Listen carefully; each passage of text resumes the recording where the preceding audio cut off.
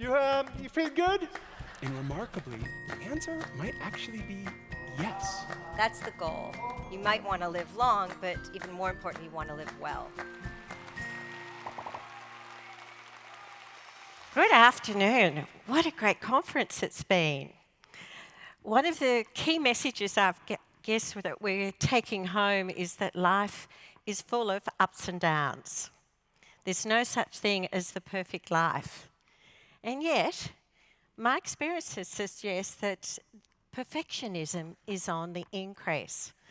I'm a teacher, educator, and psychologist, and I recently gave a similar talk to a group of teachers at an education conference. And I had a group of the teachers from an academically selective high school, one of our academic selective high schools here in Sydney, come up to me at the end of the talk and say, perfectionism is of epidemic proportions in our school. Wow, I said, really? What does that mean? And they said, well, that the kids set themselves excessively high standards academically. And I'm thinking, well, isn't that a good thing? That means they're aiming high, they're putting in lots of hard work and effort, they will be highly engaged. And they said, it goes beyond that. And they talked about the indicators of perfectionism. They said these kids, if they fail, they are absolutely devastated. They want their work to be flawless. They have an absolute fear of failure and making mistakes, which means they tend to procrastinate so things don't get finished because it may not be perfect. They're constantly very self-critical. I was talking to one of them and said, you know, they might get 85 out of 100, which many of us would think, well, that's a good mark, but it's never good enough. And even if they do get a terrific mark, that sense of satisfaction is there for a nanosecond, and then it's back to that harsh self-criticism and repetitive catastrophic thinking. If I don't do well in the HSC, if I don't do well in this exam, I'll never be a success in life. So they're striving for impossible goals for themselves, for trying to be the perfect student but also the perfect friend and have the perfect life. So this striving for perfectionism becomes somewhat overwhelming, this sense of hopelessness about their future because it's unachievable. And an anxiety that kind of takes over and can flip into depression, which can be lasting. And associated with perfectionism is a high increase in eating disorders. So have we reached a tipping point? And there was a recent study, only published last year, which looked at, it was a huge meta-analysis of representing 42,000 college students in the US, the UK, and Canada. And they're suggesting that indeed it is a point of concern. In this study, they used the same multidimensional perfectionism scale, which looks at perfectionism in terms of three components. Self-oriented perfectionism, which we're probably more used to, and that is placing enormous pressure on yourself to be perfect. But there's socially prescribed perfectionism is seeing that others are expecting you to be perfect, whether it be your boss, your teacher, your parent. And this is actually the most debilitating because you don't feel in control and you feel that the criticism is excessive and unable to be changed. And the third type is other oriented perfectionism, whereas you feel that your boss is expecting you to be perfect. Oh, sorry, you're expecting the boss to be perfect, or your teammates to be perfect, or your parents to be perfect, or your spouse to be perfect. So going back to the study, what we're seeing is significant increases in all three components. but particularly socially prescribed perfectionism. So why are we getting this incredible increase? I think we're seeing an increase in meritocracy, where kids are seeing it so much harder to get into the law degree or the medical degree or whatever they want to get into. And if we look at 30 years ago, when this study was first done, 50% of kids aim for university, now 80% do. But I think also we need to consider the role of social media. That social media, of course, plays an integral role in meeting our need to connect, to belong.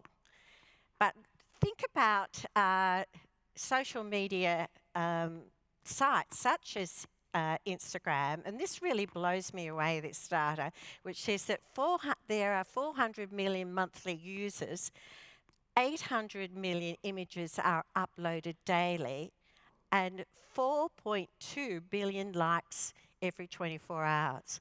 So kids, as we know, are uploading images of themselves. They're using the filters on Instagram to enhance their perfect body, to try and make themselves look perfect. But they're comparing to their peers, and their peers are rating them on a whole lot of variety of rating apps. So it's very hard, but I love Celeste Barber's satirical send-up of perfectionism. I think it's very healthy, and I think it's something that illustrates that it really is a challenge. So what are some strategies to counter perfectionism?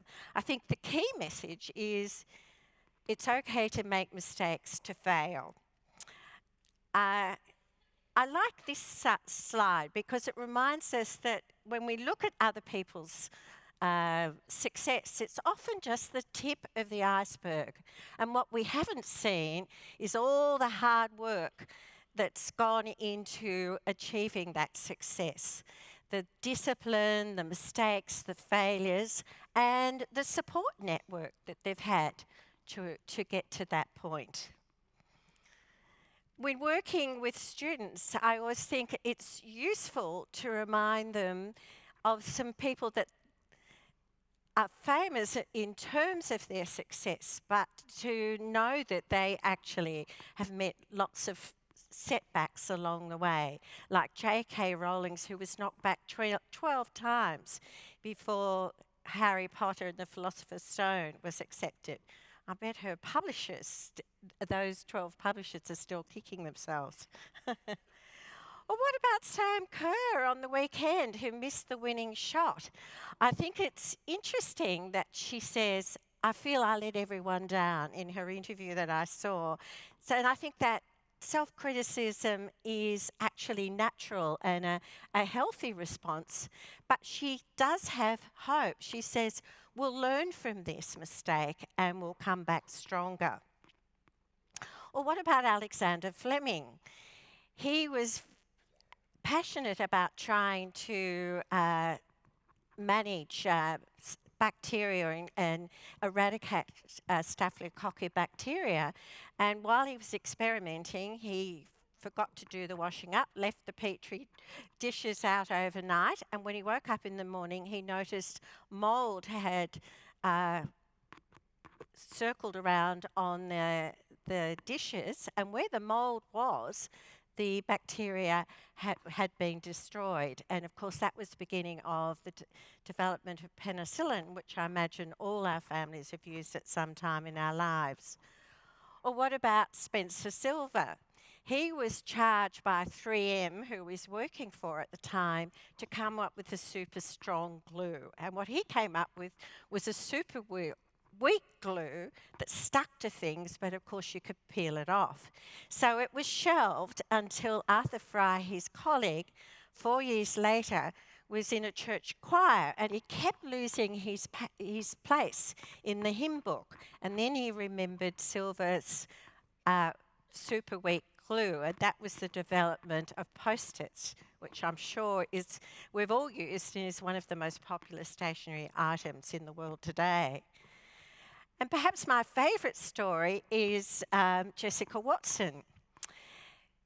As a mother, I'm thinking, what is her mother thinking about, allowing a 16-year-old to set sail solo around the world? But I think it's very interesting to read Jessica's book, True Spirit, but she sees that the mental challenges were equal, if not more significant than the physical challenges. And she talks about how when she was sailing from Brisbane to Sydney before she even started her epic journey, do you recall that the boat, when she was asleep, ran into a container ship and it was demasted? And she said that actually was a good thing because it meant that we needed to be alerted, that we needed more alarms around the boat for the epic journey. So mistakes help us to learn. Another strategy which I think is really, really helpful is Kristen Neff. I've got to say that very carefully, not crystal meth. Is her work on self-compassion. She talks about 3 components of self-compassion. Self-kindness. How would you talk to a friend who had a significant setback, was disappointed with a project or a presentation that they had to give? You would be much kinder to a friend than you often are to yourself. Sometimes we can be very negative in our self-criticism, but much more forgiving and accepting of difference and supportive of a friend. So rather than calling ourselves a loser, a hopeless, stupid, consider what you would say to a friend. And she talks about common humanity, and I think that's a very important prompt, that life is imperfect, everybody makes mistakes, and that's actually normal. And the third component is mindfulness. Be in the present, experience the suffering, the tension. Can I just ask you to do a quick exercise? Put your hands straight out and grip your arms straight out, and grip your hands as tightly as you can. How does that feel? How are you feeling about that? Keeping it really as tight as you can. Pardon? Not great. Tense. Rigid. Okay. Now do that. And then this. How does that feel? Lovely. Open. Exactly. So be aware of the tension in your body and go with that. And she even suggests to actually develop a strategy when you're being very harsh in your self-criticism that will self-soothe, because touch is so important. So it might be, I like doing a self-hug, or it might be putting your hands over your heart, or giving yourself a bit of a pat on the back. It might sound corny, but it actually does work. And we also, my co-author and I have developed a program called Bounce Back, which is a wellbeing and resilience program for primary school age kids. And the coat hanger of the program is an acronym which works for any age based on cognitive behaviour therapy. So it's an acronym, Bounce Back, and our experience, and the program was first published in 2003, so we're now in our 3rd edition. Our experience is that once everybody learns this language, then it becomes the language of resilience in the school. So the B is bad times don't last. Stay optimistic. Be hopeful that things will get better. The O is other people can help you get a reality check. I suggest for kids that are really very harshly critical to get a wingman, somebody who will see you diving into those perfectionist tendencies and say, close enough is good enough. The U is unhelpful thinking makes you feel more upset. Think again. You can change the way you're thinking, which will affect how you feel and how you act. The N is the key message of this keynote. Nobody's perfect, not you and not others. The C is concentrate on the positives, no matter how small. So even if you've made a mistake, at least you can say to yourself, well, I won't make that mistake again. And the E is the common humanity message. Everybody experiences setbacks, not just you. It's normal, don't personalise. And the back part is blame fairly. How much of what happened was due to you, to others, or to circumstances? If I go back to Sam Kerr, I think just the enormous pressure on her, I think would have been extremely overwhelming. And I think it's fair for her to consider that in the situation, in evaluating what's happened. A, accept what you can't change, that she missed the goal, but try to change what you can, which is how you think about it. The C is catastrophizing exaggerates your worries, don't believe the worst possible picture. And the K is keep things in perspective. It's only one part of your life. You might have mucked up that presentation or failed that test, but there will be other successes. So the key message here is aim high, not for 100% perfection. Set realistic goals, not perfectionist goals. Expect obstacles, failures, mistakes along the way. Access support. And remember, nobody's perfect. It's okay to fail, have faults, and stuff up. Thank you.